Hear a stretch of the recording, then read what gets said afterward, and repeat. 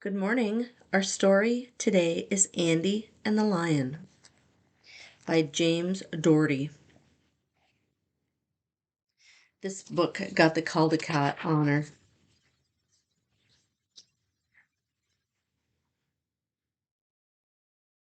It was a bright day with just enough wind to float a flag. Andy started down to the library to get a book about lions. He took the book home and read and read and read all through supper, and he read all evening just before bed. His grandfather told him some tall stories about hunting lions in Africa. Every story ended with, "And then I gave him both barrels." That night, Andy dreamed all night long that he was in Africa hunting lions. At last, when morning came,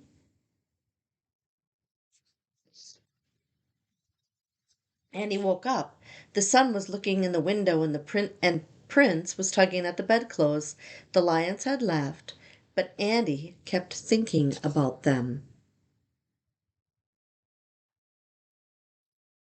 Andy thought lions on the back porch, and his father had to remind him to wash behind his ears.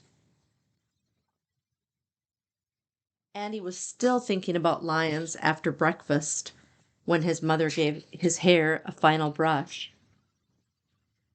Andy started off to school.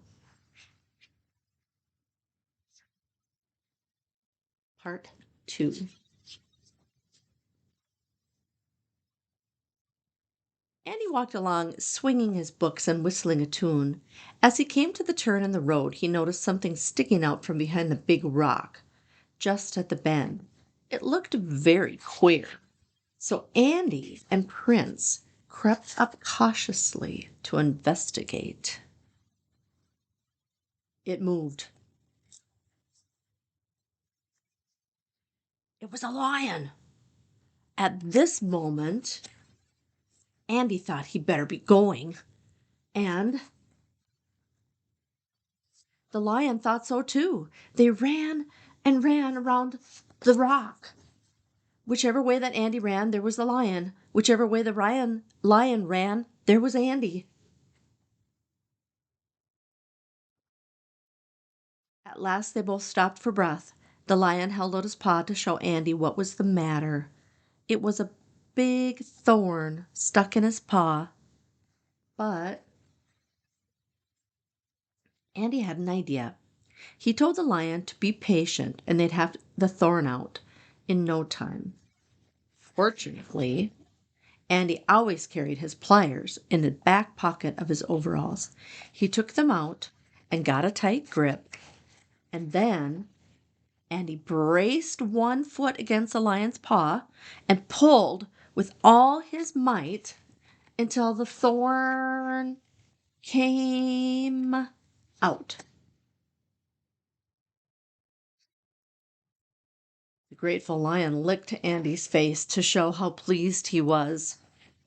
But it was time to part, so they waved goodbye, and Andy went on to school, and the lion went about the business of being a lion. Part 3.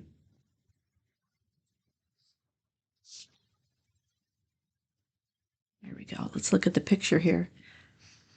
It says right up there, greatest coming soon. Usually that means greatest show on earth.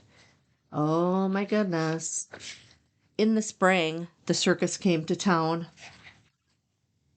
The elephants, and here it says the greatest, and here it starts to say Ringling, probably Ringling Brothers Circus.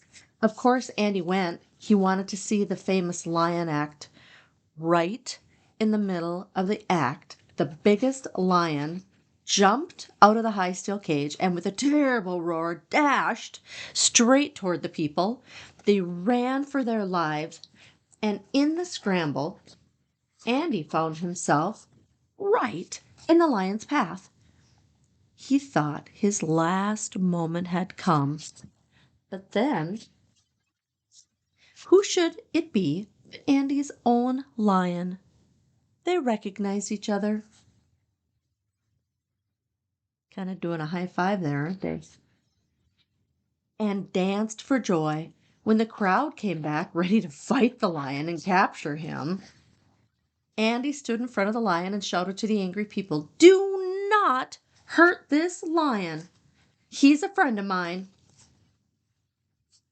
Then, the next day, Andy led the lion and all the people in a grand parade down Main Street to City Hall, where the mayor presented Andy with a medal for bravery, and the lion was very much pleased.